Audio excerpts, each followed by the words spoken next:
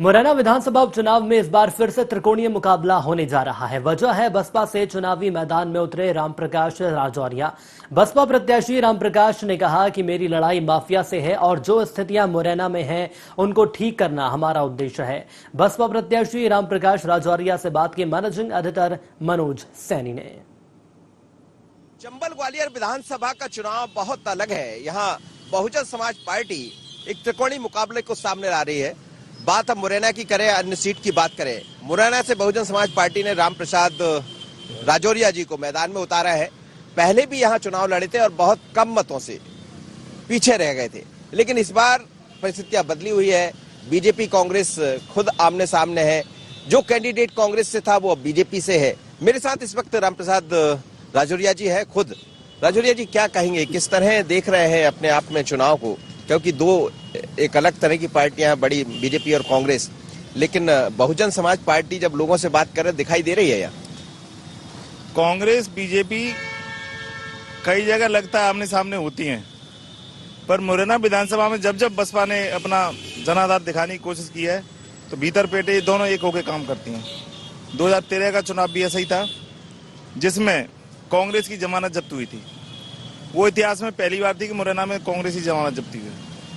और मुझे लगता है कहीं ना कहीं इस बार भी ये लोग ये दोहराएंगे। तो मैं नहीं समझता ये आमने सामने की लड़ाई लड़ते हैं। ये सिर्फ गरीबों को, छोटे व्यापारियों को, मजलूमों को और जो दीनहीन, अति दलित, पिछड़ा, कमजोर वर्ग है, चाहे वो अपर कास्ट के जो कमजोर लोग हैं, इनको और कमजोर करने का काम करते हैं। और बाहुबलियों को, माफियाओं को, बड़े बड़े उद्योगपतियों को ये बढ़ाने का काम करते हैं। लेकिन जिस तरह चुनाव दिखाई दे रहा है, खासकर चंबल ग्वालियर की हम बात करें, तो कहां दिख रहे हैं आप बहुजन समाज पार्टी? मैं समझता हूं चंबल ग्वालियर में बहुजन समाज पार्टी 50% से अधिक सीटें लेगी, ऐसा मुझे अनुमान है। क्योंकि ये सब भ्रष्टाचार में डूबी कहानियां हैं।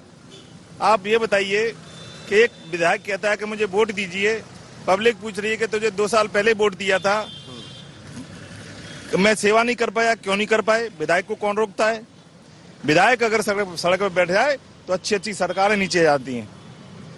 आपने इस्तीफा दिया, जनता के साथ छलावा किया, जनता बिल्कुल तैयार बैठी है, किसी भी धोखेबाज को, गद्दार को वो बख्शेगी नहीं। तो ये माना जाए कि आप कह रहे हैं कि विधायक यदि बैठ जाए तो बहुजन समाज पार्टी जब उपचुनाव संपन्न हो जाएंगे तो इस रोल में होगी कि किसी भी सरकार को बनाने और बिगाड़ने का खेल? जी, ये बनाने बिगाड़ने के लिए अगर सीटें हमारी 10-12 भी होती हैं तो हम लोग ये कहते हैं कि हो सकता है सीएम भी हमारा बने। एक और बात कही जा रही है कि बहुजन समाज पार्टी के खड़े हो जाने से बीजेपी का रास्ता आसान हो रहा है, क्योंकि कांग्रेस तो तीसरे नंबर पर चली जाएगी और जो वोट बैंक है वो बढ़ जाएगा। कांग्रेस तो था ही नहीं, कांग्रेस तो थी नहीं। इनकी नाकामियों की वजह से बीजेपी ने जो किसानों पे गोलियां चलाई, अत्याचार किए, मतलब जुल्मों की पराकाष्ठा कर दी, हद कर दी, तब जाके कांग्रेस पार्टी का कहीं लोगों ने मन बनाया कि 15 साल से भाजपा का कुशासन इनको देख लें तो निजात लेंगे। तो पब्लिक ने वोट दिया कांग्रेस, कांग्रेस जीती।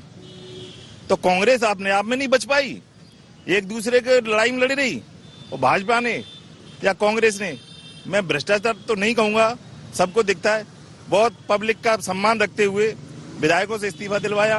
दूसरा, चुनाव हजारों करोड़ जनता के ऊपर पड़े, इससे तमाम सारे विकास काम होते। विकास करते करते ये पागल हो जाते दोनों लोग, और जबकि विकास का नाम कहीं नहीं दिख रहा। आप जाइए पूरे शहर में, पूरा शहर खुदा पड़ा है।